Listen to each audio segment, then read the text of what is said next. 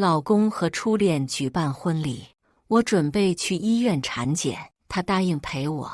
我一人在沙发上等到天亮，换来的却只有丈夫的抛弃。他说公司临时有事要出差，不能陪我一起去产检了。我独自一人做完了产检，却从共同朋友手机里看到了一则朋友圈。我想以这种方式再嫁给你一次，就当是弥补曾经的遗憾。发朋友圈的是丈夫的初恋，他身上穿的是我结婚时的婚纱。我才意识到，出轨永远都只有0次和无数次。我没有像过去一样质问他，而是独自预约人流手术。他大骂我无理取闹，我只是平静地拿出早已签好字的离婚协议。他却慌了，跪地哀求：微微，我知道错了，求你再原谅我一次。大家好，开始今天的分享之前，希望你能给人间烟火点个订阅，我将会分享更多优质的内容。18号是我预约产检的日子，何景初终于把我从黑名单里放了出来。他给我发了一条消息：在家等我，我陪你一起去医院产检。我只瞥了一眼，就把手机放在了一边。这是何景初为数不多的主动给我发消息，也是他求和表达歉意的方式。怀孕后，我对气味异常敏感，何景初也非常照顾我的感受。可在他某一天下班后，我却从他身上闻到了不属于我的香水味。我开着玩笑地打趣他，这是被外面的哪个妹妹压住手了，身上的香水味这么浓。可何景初就像是受到了什么刺激一样，突然变得激动起来，不顾我还怀着孕，就朝我大吼：于幼薇，你又在阴阳怪气什么？我工作一天回家已经很累了，你能不能别那么神经？就算我是你丈夫，我也该有自己的私人空间吧？难不成每天做了什么事，见了什么人都要给你报备？你控制欲能不能别那么强？我不是你的犯人。何景初越说越激动，就好像我做了什么天大的错事一样，全然没看到我在说那句话的时候脸上还带着笑意。因为他的这句话，我脸上的笑容逐渐凝固，变得僵硬。他却径直从我身边掠过，将书房的大门摔得巨响。那天过后，我和何景初之间的气氛就变得诡异起来，像是一种冷战。何景初拉黑了我所有的联系方式，就算在家也不主动跟我说话，直到产检前一天，这一切才结束。若是放在过去，何景初居然主动跟我低头，我大概会高兴地炫耀很久，以为他是在意我的。可是这一次，我的内心却毫无波澜，甚至不愿回复。我这样想着，何景初的电话却主动打了进来：给你发消息，你看到了吗？怎么不回？他的声音听起来有些不悦，毕竟在以前，只要是何景初发来的消息，我都是秒回的。我有些敷衍地回答道：关静音了，没看到。他也没多问什么，转移了话题。公司还有一些事要忙，我晚点回来。明天的产检我会陪你去，你先好好休息。我淡淡的回应：好。电话挂断后，我窝在沙发上，浑浑噩噩地睡了过去，心里暗自决定再给他最后一次机会。一觉醒来，发现天都亮了，一旁的何景初却西装革履，手上提着一个巨大的袋子，隐约能看得出来里面装的是我的婚纱。他仔细打量着自己的着装，察觉到我醒来过后，向前在我额角留下轻轻一吻。微微，公司也是有事要出差，我可能不能陪你去产检了，你自己一个人路上小心。我没有像过去一样质问他，仔细想来，这也不是他第一次丢下我了。一系列检查完毕过后，我正准备回家，却遇到了我们俩的共同朋友，试探性地朝我开口：嫂子，你怎么一个人来产检？景初哥，他人去哪儿了？你还好吧？我被他说得一阵糊涂，却也还是下意识地回答。他说公司临时安排出差去见客户了。可我说完这句，朋友的表情却变得很难看。犹豫再三后，他把手机递到了我跟前，无奈地叹了一口气：嫂子，有些事我不想骗你，他去参加他初恋的婚礼去了。我以为你知道的。那一瞬间，我的身体仿佛被一根无形的绳子束缚住，无法动弹，心沉坠得像灌满了冷铅。手机上是一则朋友圈，我想以这样的方式再嫁给你一次，就当是弥补当初的遗憾。照片里，何景初一身西装革履，旁边的女孩身上穿着的婚纱是我当初结婚时的婚纱。我突然想到了何景初临走前，我还问过他一句：怎么这一次出差穿得这么正式？我都好久没看你穿过西装了。他脸上全是止不住的笑意。公司要求，那怎么还要带上我的婚纱呀？我不过是随口一问，他却变得有些不耐烦地敷衍道：品牌方觉得这个设计很好，想要拿去打版。我先走了，晚点再跟你说。何景初走的是那么匆忙，甚至连我伸出去挽留的手都没能看见。嫂子，你还好吧？要不我还是送你回家吧。我从回忆中抽离，强扯出一个微笑看着他。没事，可能是怀孕过后记性就变得不好了。我忘了我知道这件事，我想保留彼此最后的体面。朋友走后，我独自一人在车里，却怎么也控制不住自己的情绪，到最后放声大哭起来。那女孩的名字叫思月，是何景初的白月光。我是什么时候知道有这样一个人的存在的呢？是我第一次怀孕时，确认是个女儿后，何景初在一堆名字中毫不犹豫就选择了思月这个名字。而我们在一起的纪念日也是在4月，我以为是他的浪漫才会给女儿取这样的名字。可直到那天庆祝时，何景初的好兄弟来了，他突然问我女儿取了什么名字。思月啊，说是根据我们纪念日取得。某个大直男好不容易浪漫了一次，他的好兄弟却突然笑出了声。嫂子，你就别跟我开玩笑了。思月不是他的初恋吗？给你们的孩子取一样的字，你们难道听着不觉得膈应吗？那一刻，我只觉得呼吸一滞，不知道该作何反应。何景初每一个大的名字都叫不，我一直以为他在意的是我们的纪念日，可此刻才明白，活在他心里的一直都只是那个初恋。我不知道那天的聚会是怎样散席的，只记得自己捧着肚子在厕所里吐得昏天暗地。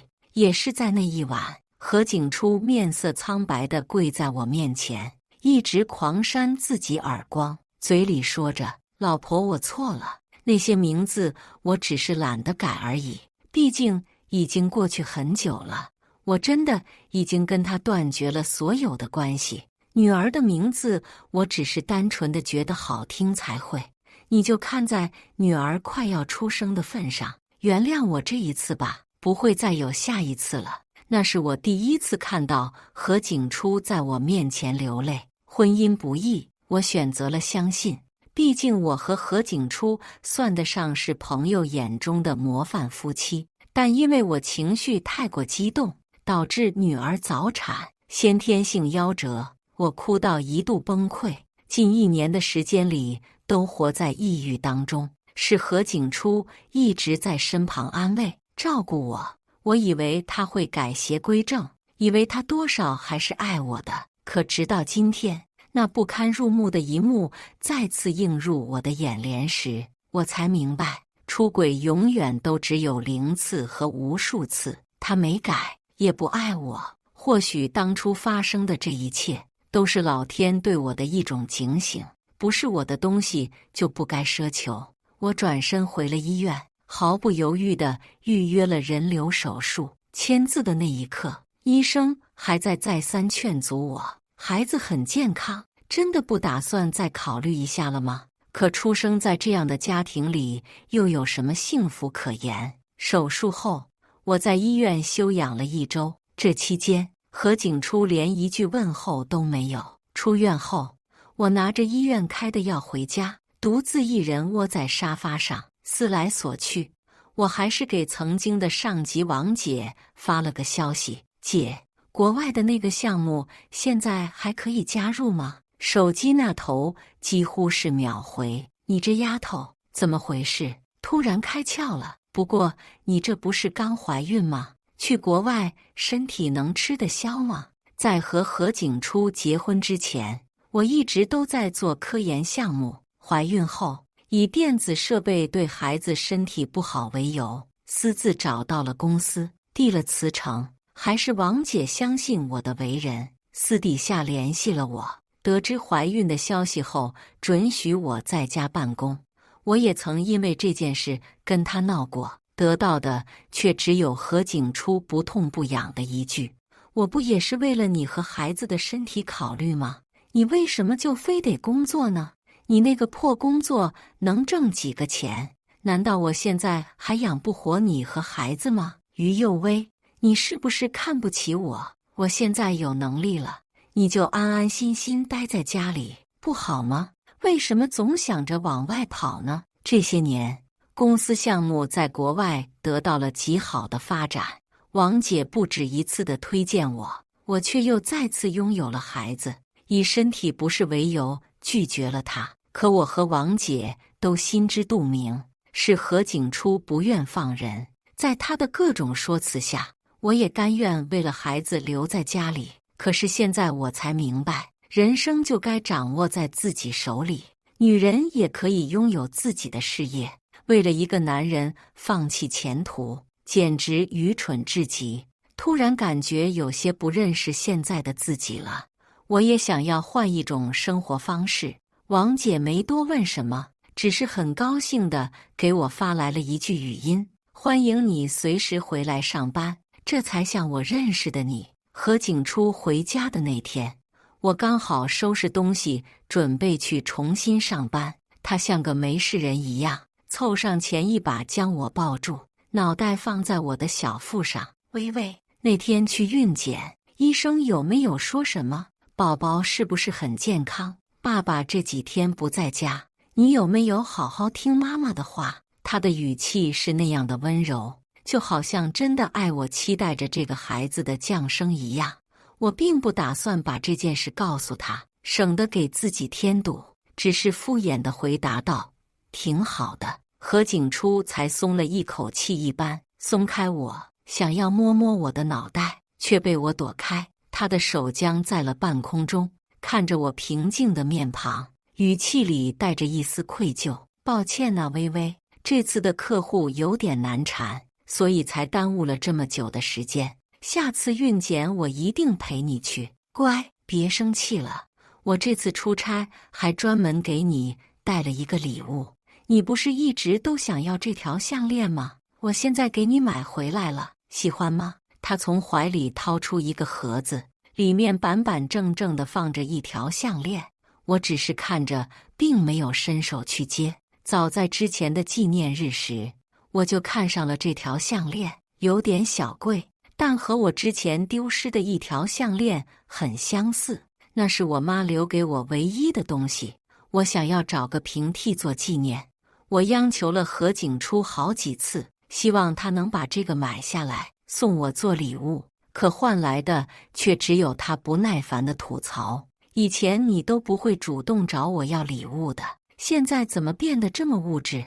我看你就是在家待着没事干，好的东西不学，还学会跟人攀比了。可那条项链对我有多重要的意义，何景初明明是知道的。那之后，我就再也没找他要过任何东西。要不是朋友提前给我截图了朋友圈，我怕是还一直被蒙在鼓里。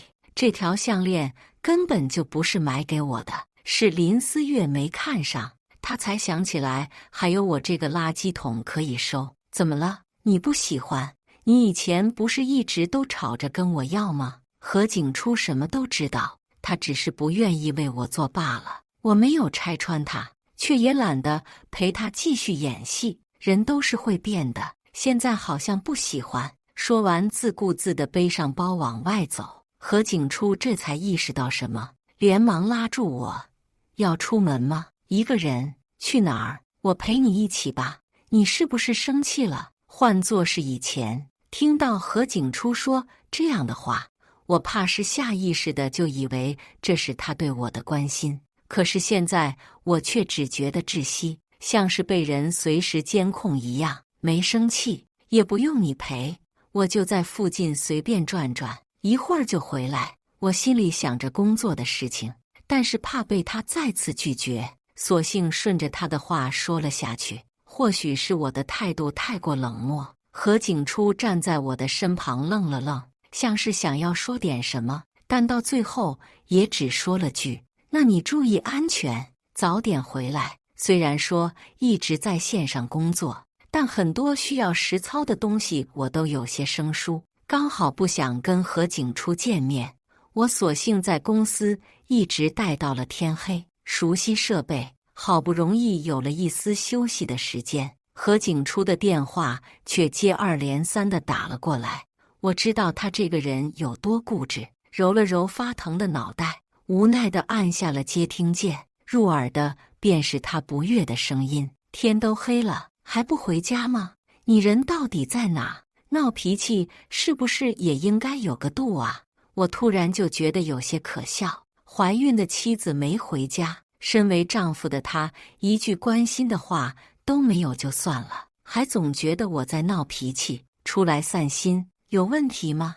你难道就没有自己的事情要做吗？总围着我转做什么？你……何景初被我噎得说不出话来，隔着屏幕我都能想象到他此刻的表情会有多难看。因为这句话，何景初曾经也对我说过，怀疑的种子一旦种下后就很难彻底消除。自从知道何景初有一个念念不忘的初恋后，每次他回家太晚，我都不受控制地想要胡思乱想。有一次我不过是多问了一句，换来的就只有他怒不可遏的指责：“你又发什么神经？你是有控制欲还是缺爱呀？能不能别每天没事找事？你就没有自己的生活吗？”我的内心一阵剧痛。我有自己的生活，可那是在和他结婚之前。或许是意识到了自己的态度不对劲，何景初放软的声音，语气温柔：“微微，我不是那个意思。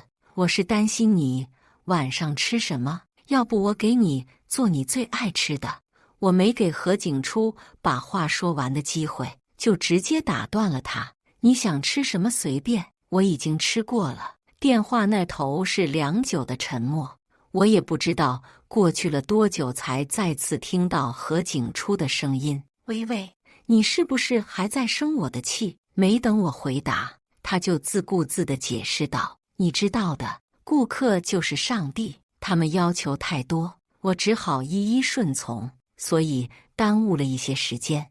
我不是故意不给你发消息的，我那几天都忙得没能好好吃饭，你都不说关心关心我，还跟我闹脾气，就不怕我会伤心难过？”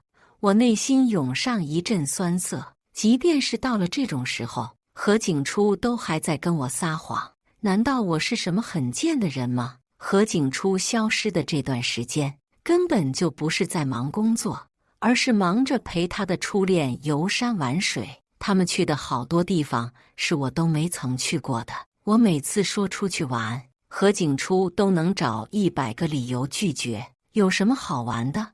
你能不能别像一个学人精一样，别人做什么你就要做什么？行了，没事儿别给我添堵了。并不是每个人都像你一样闲，一天到晚没事干。但从林思月的朋友圈不难看出，出去玩都是何景初主动提议的。我突然就觉得自己这么多年的付出，就像是一场惊天动地的笑话一样。医生给我开的药和那一张人流手术的报告单，从始至终都摆在最显眼的位置。但凡何景初是真的关心我，就早该发现这一切了。可是他没有，他不爱我，也不在乎我，又怎么会发现这些细枝末节的东西？我的沉默不语像是一根导火索，彻底点燃了何景初。他朝着我大吼：“于幼薇，我都这样低声下气地跟你解释了，你到底还要我怎样？不就是没陪你去孕检吗？你有必要这样没完没了地跟我闹？我真的很累，我不求你有多懂事，但你能不能也稍微理解理解我？”何景初的这番话就好像我做了什么天大的错事一样，我的心也越发的寒冷。我耐心地等他说完后，才缓缓开口：“何景初，我们离婚吧。”我听到电话那头传来摔东西的声音，紧接着就是他暴跳如雷的声音：“于幼薇，你这样做有意思吗？到底还要我跟你解释多少遍，你才会不无理取闹？是不是非要我跪在你面前，你才满意？你心里有气，跟我直说就行。把离婚挂在嘴边是什么意思？都是当妈的人了，你能不能别那么幼稚？孩子投胎到你肚子里真的作孽，即便是隔着屏幕，我都能想象到何景初狰狞的面孔。可他忘了，孩子是我最后的底线。我颤抖着手抚摸上平坦的小腹，突然有些庆幸自己做了一个正确的决定，不然谁知道何景初在日后又会怎样控制我们的孩子。电话挂断前，我还隐约听到何景初说了一句：“你简直不可理喻。”不用想我就知道，何景初又把我拉黑了，这是他一贯的做法。但凡内心对我有一丝的不满意，就会拉黑我所有的联系方式。什么时候心情好了，再把我放出来，等着我像一条狗一样摇着尾巴去祈求原谅。在这段感情中，明明是他有错在先，我选择了原谅，可我还是卑微的不像话，每天都活在患得患失当中，不断的折磨自己。但好在现在醒悟也不算太晚。那天过后，何景初一连好几天都没有回家，也没任何消息，我也落了个清闲，全身心的投入到工作当中。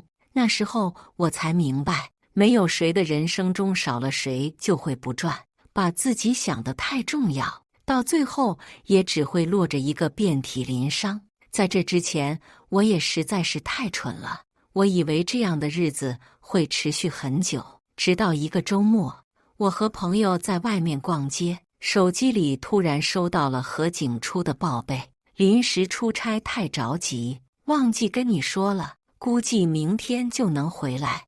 你下一次的产检是不是也快到了？到时候我陪你一起去，乖乖在家等我。何景初的情绪来得快，去得也快。他以为只要我还和以前一样不吵不闹，这件事就会翻篇。只是这一次他赌错了，我只是不在乎了而已。知道何景初的固执，我若是不回这条消息，指不定他要怎样打扰我，干脆敷衍地回复了一句好。也刚好趁这个机会再次谈谈离婚的事情。放下手机抬头的那一瞬间，我看到了曾经让我一度活在阴影中的那个人，林思月。一开始我并不确定那个人就是他，毕竟我也只在别人的手机里见过他的照片，从来没有见过真人。可当他主动走到我面前，伸出手做自我介绍的那一刻，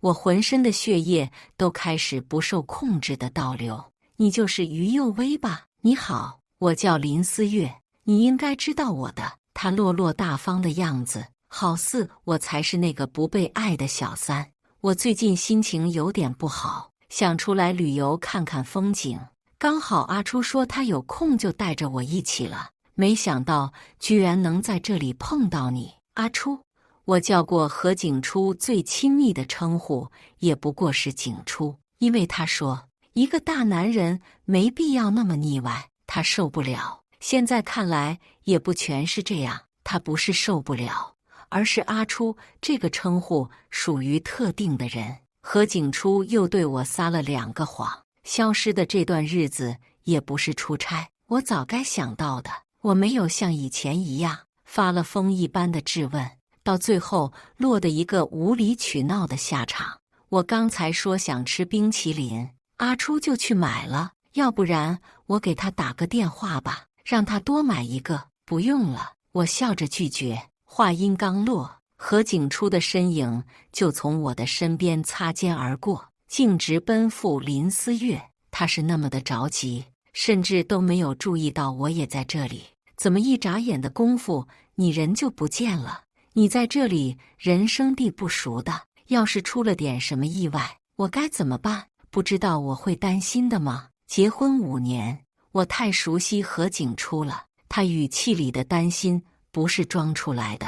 林思月一脸亲昵地挽住何景初的手，接过他手里的冰淇淋，撒娇似的笑了笑。对不起吗？人家又不是故意的，就刚好碰见了一个熟人，所以过来打打招呼。随着他的话，何景初终于看到了坐在对面的我，他整个人肉眼可见地僵在了原地。反应过来后，慌乱地抽出被林思月抱着的胳膊，一脸心虚地看向我。我可以叫你微微吗？阿初也是担心我一个女孩子出来玩不安全，才带着我的。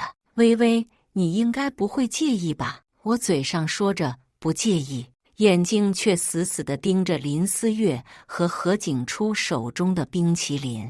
明明是一件很普通的东西，我却从来没有拥有过。每次出去玩，我想要吃的时候，何景初总能找到无数个理由拒绝我。这种又冷又没有营养的东西有什么好吃的？你是当妈的人了，能不能别那么自私，多为孩子考虑一下？仔细想来，人这一生就活这一辈子，凭什么要一直听别人的呢？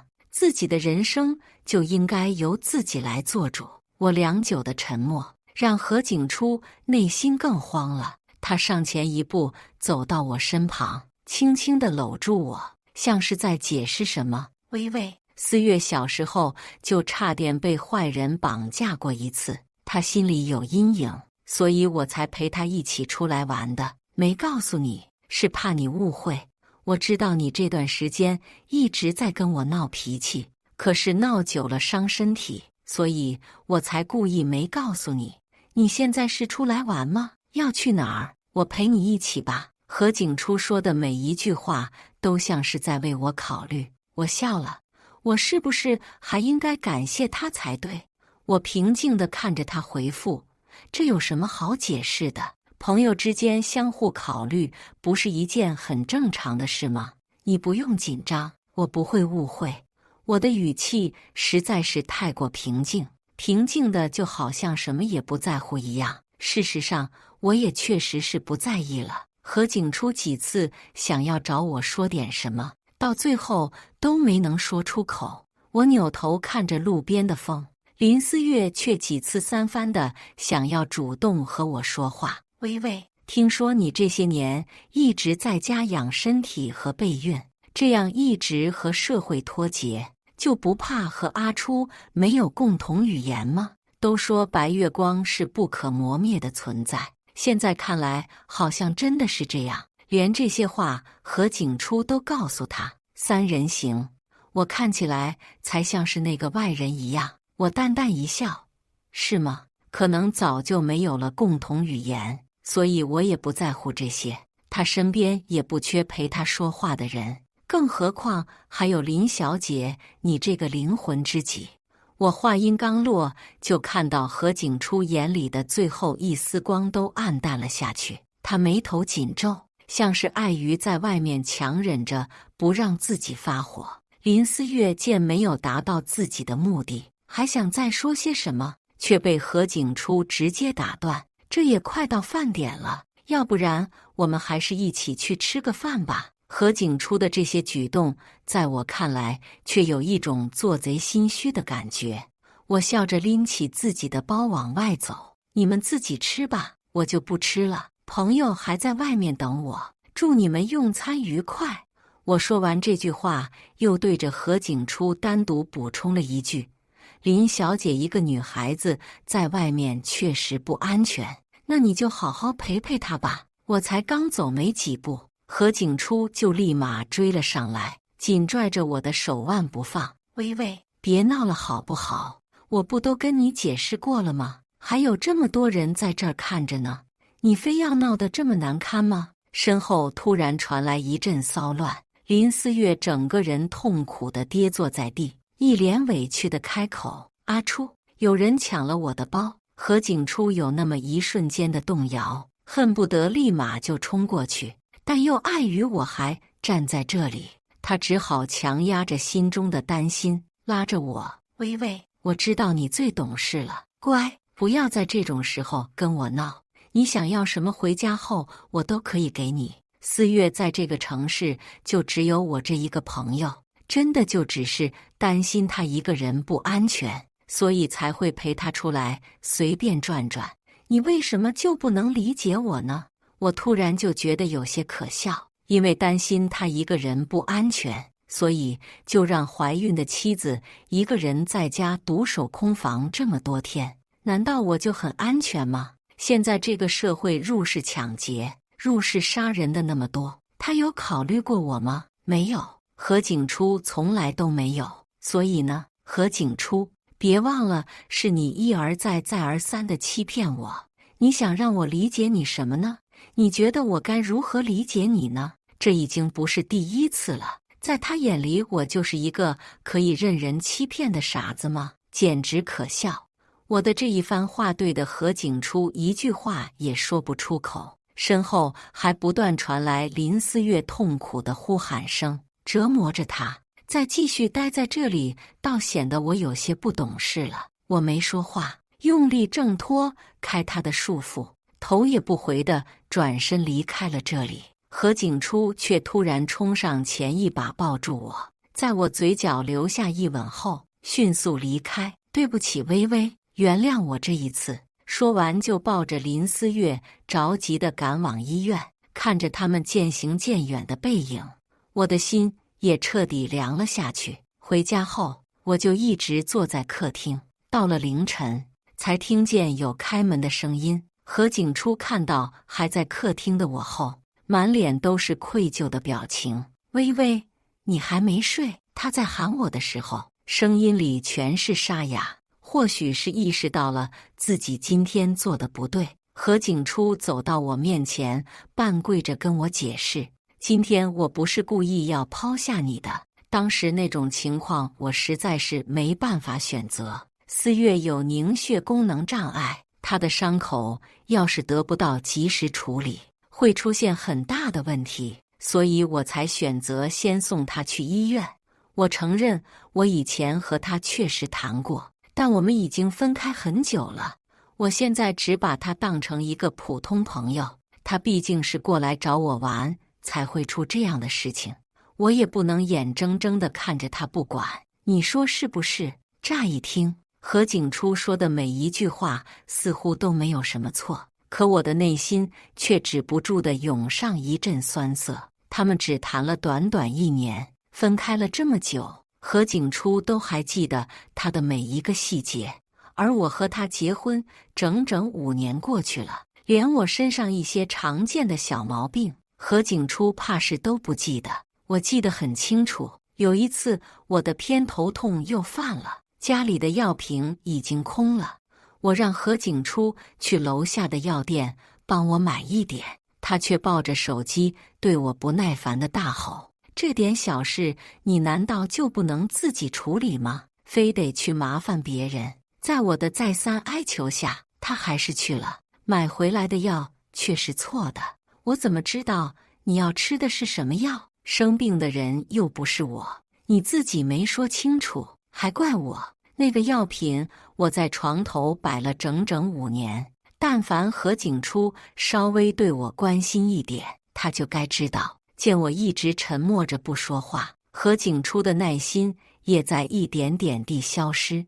他站起身来，一言不发地盯着我，我也没有耐心跟他继续耗下去，转身去了书房。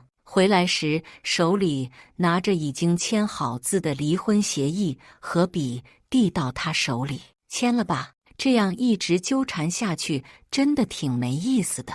我在说这句话的时候很平静，不带一丝情绪，因为我害怕他到现在都还觉得我只是在跟他闹脾气。何景初只瞟了一眼我手里的东西，就毫不犹豫地扔向了一边。思月和我现在就只是单纯的朋友，这明明就是一件很小的事情。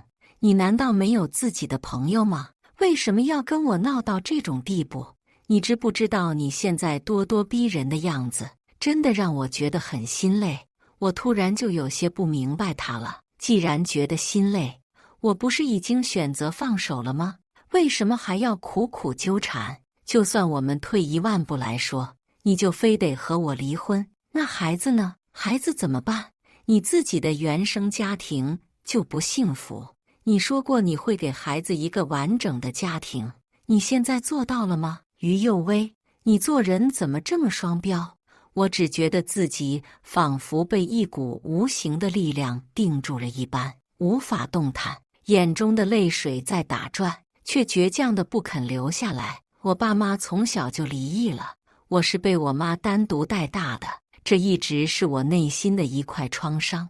也正因为原生家庭的不美满，我一直希望自己能有一个幸福的家庭。我只告诉过何景初一个人，如今却变成了一把回旋镖，正中我的心脏。我把当初做人流手术的报告单甩在了他的脸上。何景初的表情肉眼可见地变得阴沉，在开口说话时，声音里都带着颤抖。这是什么东西？上面这句话是什么意思？于幼薇，我在问你话呢，你有什么资格把孩子拿了？他暴怒的样子就像一个小丑一样。我是孩子的亲生父亲，你在做这件事的时候有考虑过我的感受吗？你有问过我吗？于幼薇，你现在怎么变成这个样子了？蛮横不讲理，整天就知道无理取闹，还有什么事是你做不出来的？我只是平静地等他说完后，才缓缓开口。何景初，是你出轨在先，我为什么不能把孩子拿掉？你都不在乎这个家了，我又何必跟你商量？在听到出轨二字后，何景初的表情变得有些不自然，但很快又消失殆尽，朝着我大吼：我出轨？于幼薇，你有什么证据这样说我？别自己做错了事就往我头上扣帽子。我像是听到了什么天大的笑话一样，没忍住笑出声。自己以前是真的瞎了，才会把这样的男人当成一个宝贝。我掏出手机，把朋友之前发给我的截图一一摆在了他面前。我本来没有想过和你闹得这么难看的，可是现在好像不得不了。何景初，我是只有肉体上的出轨才叫出轨。你在我孕检当天带着我的婚纱去参加你前女友的婚礼，你们一起拍照，一起去游山玩水的时候，你有考虑过你是有妻子的人吗？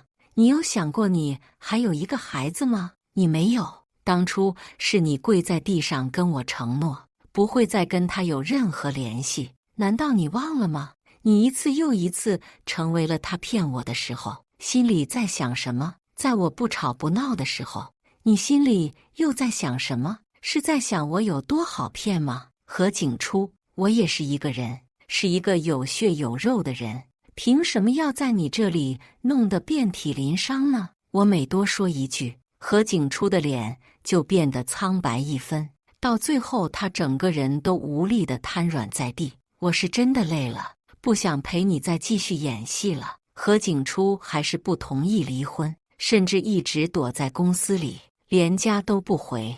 他以为选择逃避这一切就不会发生，我也懒得管他，忙着自己工作上的事情。国外的项目已经逐步稳定了下来，王姐跟我说，过一段时间就可以去国外了，刚好眼不见心不烦。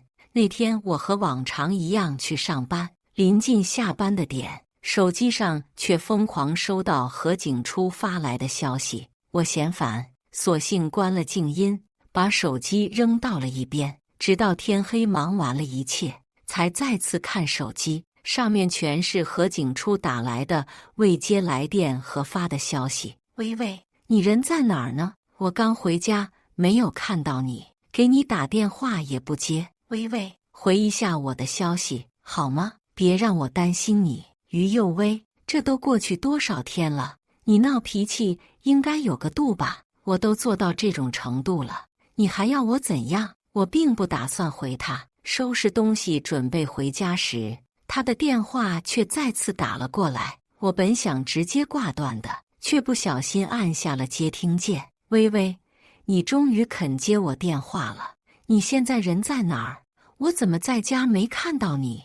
他声音的急切是我以前从来都没有体会过的，我就觉得有些诧异。明明以前都只有我才会这样，在外面逛街，怎么了？有事？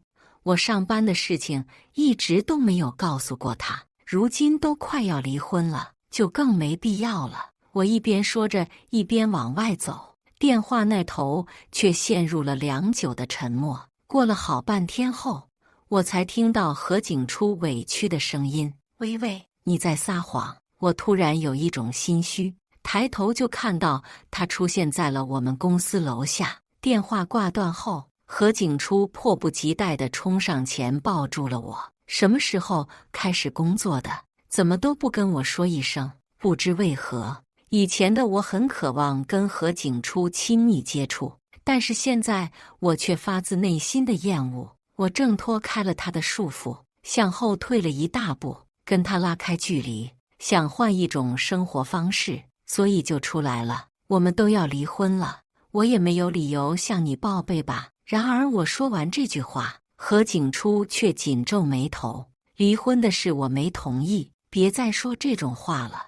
我今天是专门来接你回家的，以后你想做什么就做什么，我不会再限制你的自由。孩子的事情我也想通了，我们还这么年轻，孩子以后会有的。4月那边我也已经跟他说清楚了，我以后不会跟他单独联系了。何景初自认为做了很多了，一脸期待地看向我，像是一个小孩子做了事情和求表扬一样。可我只是一脸冷漠地看着他，他的这番说辞我都不知道听到过多少次了。我不是傻子，要一次又一次的相信，更何况有些东西骗骗别人就好了，是骗不了自己的。见我不说话，何景初还想再说点什么，手机铃声却在这个时候响起。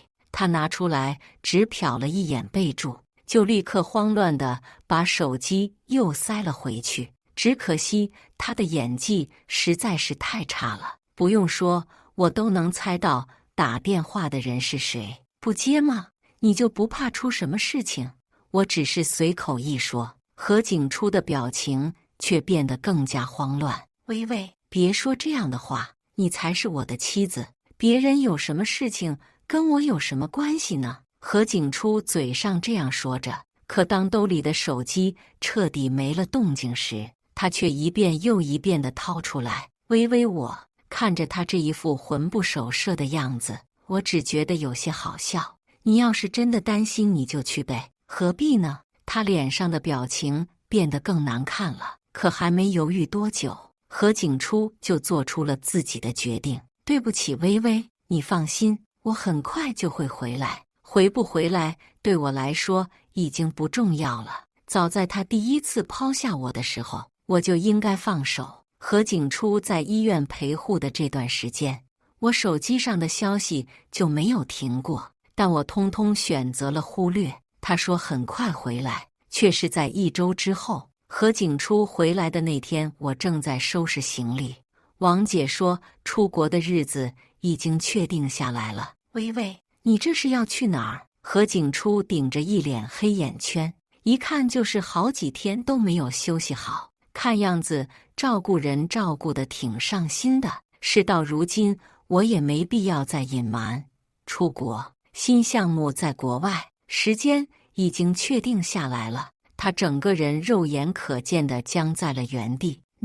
我知道他想要说什么，想质问我为什么这么大的事情不跟他商量，质问我心里到底还有没有他。只可惜我没有给他说话的机会。何景初，这些天我想了很多的事情，我不是没给过你机会，但我明白，机会永远都只给有准备的人。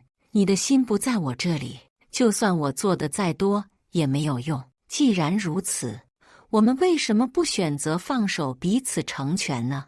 我承认，在我抑郁的那一年，如果不是你在我身边一直陪着我照顾我，我肯定不会那么快走出来。可就像你说的那句话一样，人都是会变的。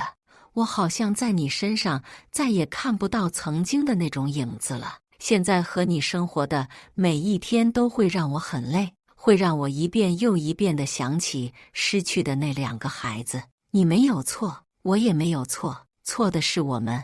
从始至终，我们就不应该开始一段错误的感情，注定不会有任何结果。彼此痛苦的纠缠，只会连我们最后的美好也消磨殆尽。我想，这不是你想要的，结果也不是我想要的，不如趁此分开。我在说每一句话的时候都很平静，因为这都是深思熟虑后做出来的结果。他一开始还不同意，把家里砸了个粉碎，可看到我对此无动于衷时，何景初才明白，我是真的已经不爱了。就算他做什么，我都不会有半分的波动。去国外之前，何景初终于答应了和我办理离婚协议。我走的那天，何景初来机场送机了，他双眼通红地看着我。要去多久还不清楚，3年、5年都可能。我可以等，微微，我可以等你回来。我没有回答他的这句话，只是抬头对上他的视线，一字一顿。何景初，就算没有我，你也会有自己的生活。人应该学会往前看，这是你当初对我说的，不是吗？我看着他眼里最后一丝光也暗淡下去，头也不回地转身上了飞机。以上就是今天分享的故事。大家有什么想说的、想吐槽的，欢迎在下方评论交流。也更希望能给人间烟火点个订阅，我将会分享更多优质的故事内容。